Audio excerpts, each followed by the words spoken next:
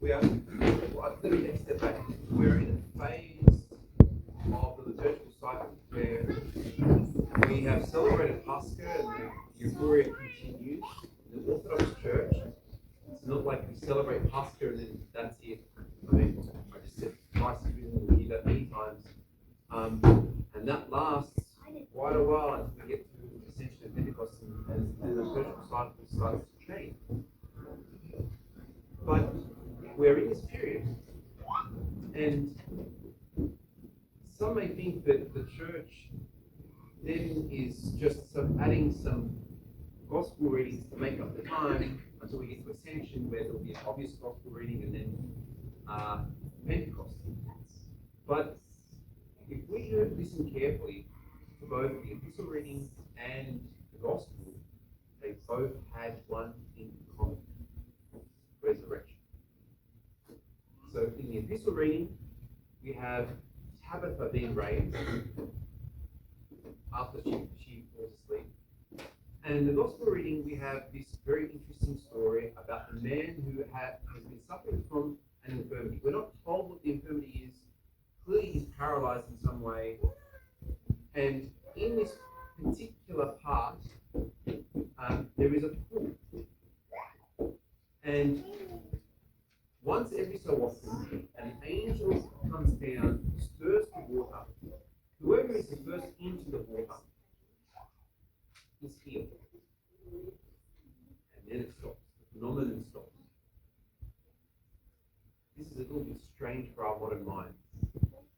Because if this were to happen today, we'd be looking at all these scientific explanations about what's going on with this particular water and what is, we take water samples, and we analyze the temperature, and we, the climatic conditions, and we do all this because this is just the way our modern minds are programmed now to think. Back at that time, and in some cultures in the world today, these phenomena are very normal. They understand that the spiritual works through the physical world. And this is exactly what happens here. This man has had the infirmity for 38 years. The story tells us there are a large group of people who are sick, who are crippled, blind, whatever the condition is. They've all congregated into this one area. Why? Because they want to be the first one. They don't know when it's going to happen. They're not going to get a social media feed to tell them that it's going to happen in a week. So everyone is just living in this spot in the hope that they will be the first one in to receive the healing power. So the Lord approaches this man, knowing his condition, and says to him, "Do you want to be made whole?" And the man's response is very interesting, because he doesn't answer the question. What does he say to him? He says, "Every time I try to get to the pool, I don't have somebody to carry me to put me into the water, so I miss out and I don't get healed." It's not the question that the Lord asked. And yet the Lord just says the word, "Rise, take up your bed," with a word. Only the incarnate God can do such a thing. Only God, with a word, as He created everything in the beginning in Genesis, can then heal and even give life. We saw with Lazarus. He says, "Lazarus, arise," and Lazarus rises from the dead. But in all of this, I want us to focus on, or think about one thing this morning. The man's response to the Lord, and that is, he says, "I don't have anybody to come and pick me up and put me into the water." And instead of answering the question, "Do you want to be made whole?" This man has been infirm for 38 years. Again, in our modern times, we can't appreciate the significance of that necessarily, although many of you are much younger than those span of years. And this man has been infirm for much longer than that. But back at that time, in terms of if you consider the lifespan of people, 38 years is pretty much a lifetime to have been in this condition. Whether he was born in that condition or whether something happened, we don't know. We simply don't know. But he has been infirm like this for a very, very long time. And in the man's mind, the only solution is this food. And the only solution is for someone to come and help him, put him into oil. That's his only hope. That's the only solution that's available. That's the responsibility of the Lord. All he can see is that one portion. And what he doesn't see is that solution, the healing, standing right in front of him, right there. He can't see. How does this relate to us? So often, when people come to the priest with problems,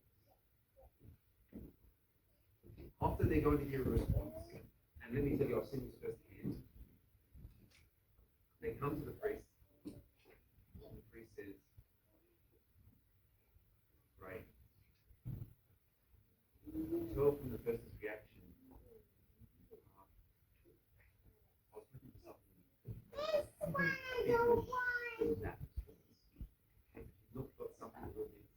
And look, that's not to say that we don't have other things that we can be doing. But quite often when the person is told to pray, it's kind of like, oh, that's what I expect from a priest. That's the answer that's always given out. And yet, brothers and sisters, so often in our lives where we have all sorts of issues, where we all have all sorts of problems, and remembering that the Lord didn't guarantee many things, but the one thing he did guarantee was tribulation.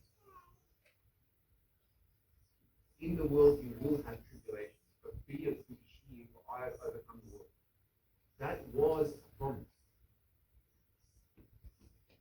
Not negotiable.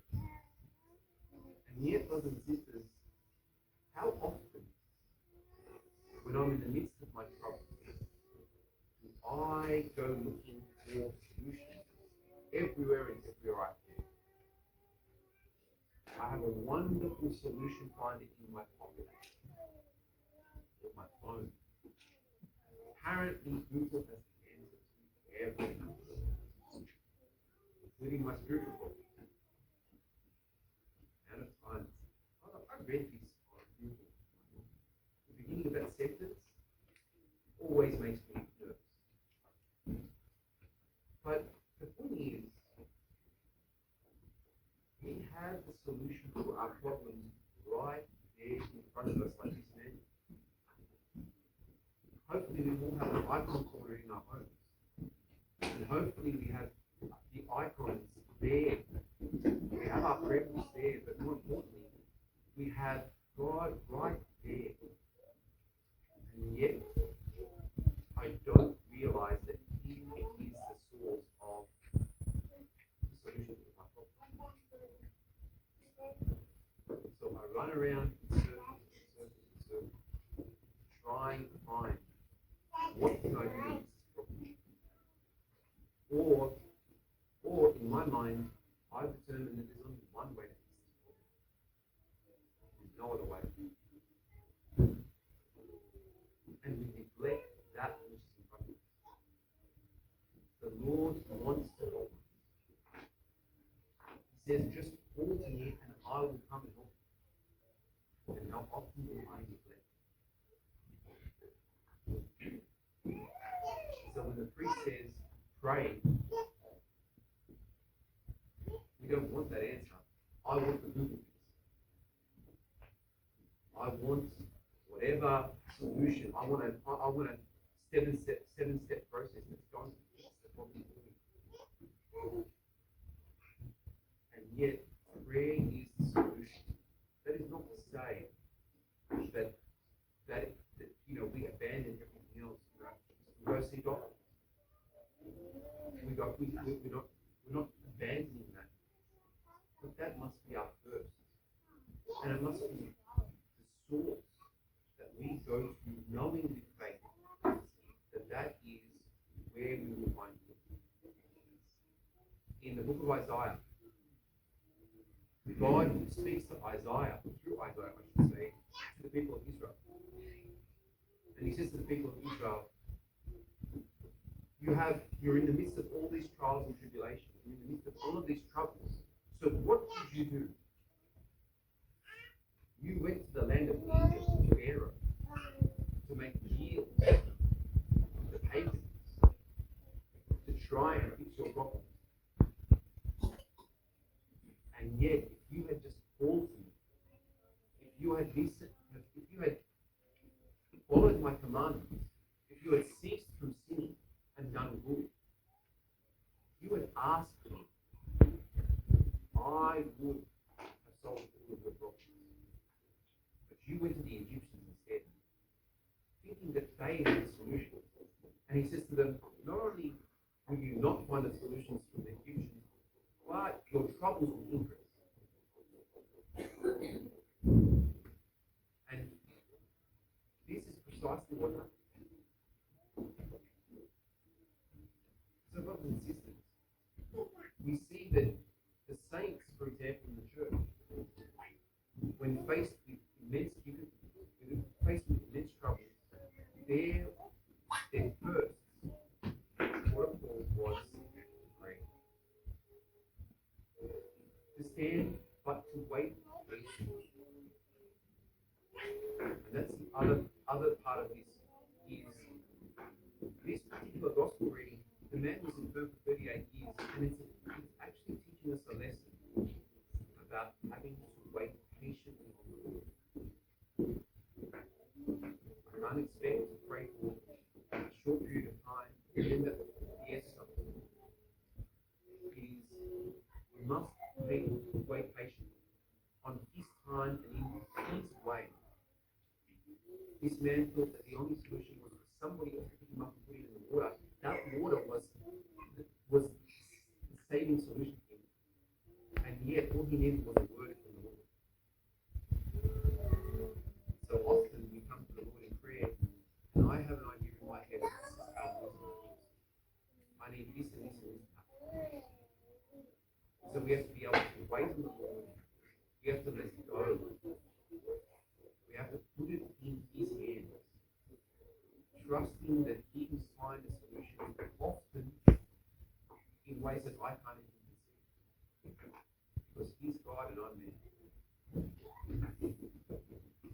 So, when we are in the midst of these troubles, let us turn to our icon point. Let us turn to the saints who are wanting to help us, and to ask for their intercession, to put our trust in the Lord,